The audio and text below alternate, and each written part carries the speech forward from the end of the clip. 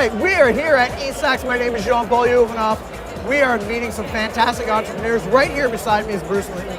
Bruce, welcome to eSAX. Well, not bad to be here. October 17th, quiet day, easy to be here. What can be happening on October 17th, 2018? I know. Anything? Nothing, it happens to be that day where you could actually make an adult choice and you could be somebody interviews. And I said to you, you're my first interview after Anderson Cooper. So, way to go. I am the natural follow-up. It makes sense to me.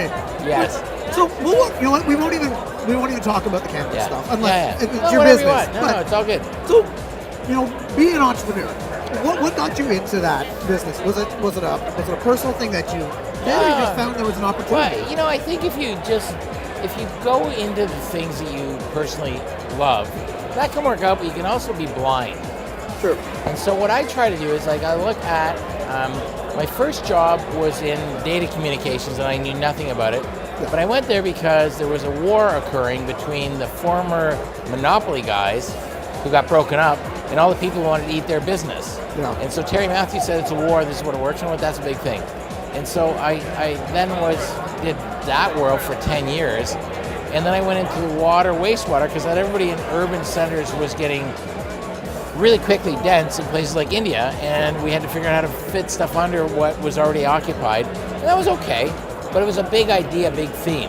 And on this one, I saw some newspaper articles saying that the police chiefs hated the laws for cannabis, and at that time Stephen Harper was the prime minister, and so it was sort of obvious he was going to fix those laws because the cops being unhappy meant his electorate base wouldn't be happy.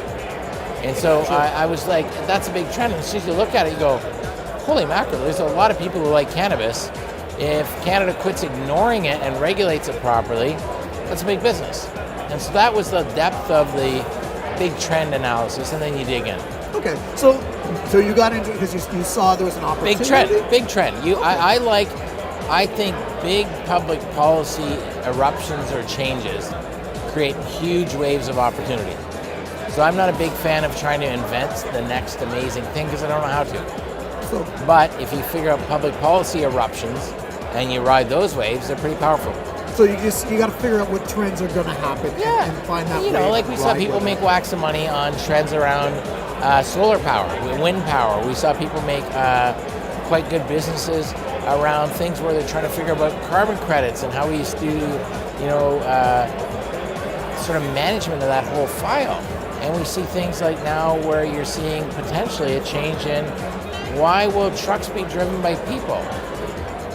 So you can see e-cars, e-transit, so you just look at what's going to happen if the regs change, where's it going to change everything? Very true. So to all these entrepreneurs out here who saw at eSAX today, what has been your biggest hurdle that might be similar to them that you got to jump over? You can't do much by yourself.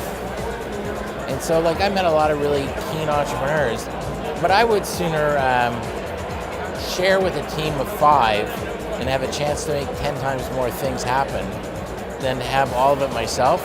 And so that's a lot of I think it's good they're networking, but it might be good to take 3 decent ideas and smash them together and make one solid thing that the team makes amazing.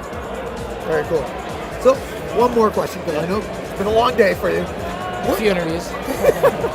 Do you see anything trending that you might be interested in jumping onto? And just whether it's good or bad or whatever it is, it's just, do you see anything? So I got 5 years more to really, the next 5 years, focus on cannabis. Of course. Because it's going to be research. But part of the reason I'm involved with Rockify is I think you're not going to want, there's so many things we want to use but not own.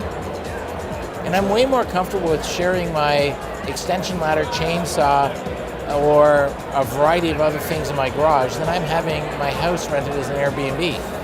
So if Airbnb is working and Uber's working, all that stuff that we have is going to get working for you, and some days you need it for a day. I don't want to own it. Yeah. So Rockify is just the most sensible, launchable thing that takes wasted inventory, turns it into value. And so that to me is a pretty big idea, and so we just got to execute. Very cool. I bet Anderson Cooper didn't ask about Rockify and stuff. He did not. Right. Well, eSAX eSAX, thank you very much for coming out. Thank you, Bruce, for talking awesome. with us today. Appreciate And we look forward to seeing everybody here at eSAX again. Thank you. Thank you.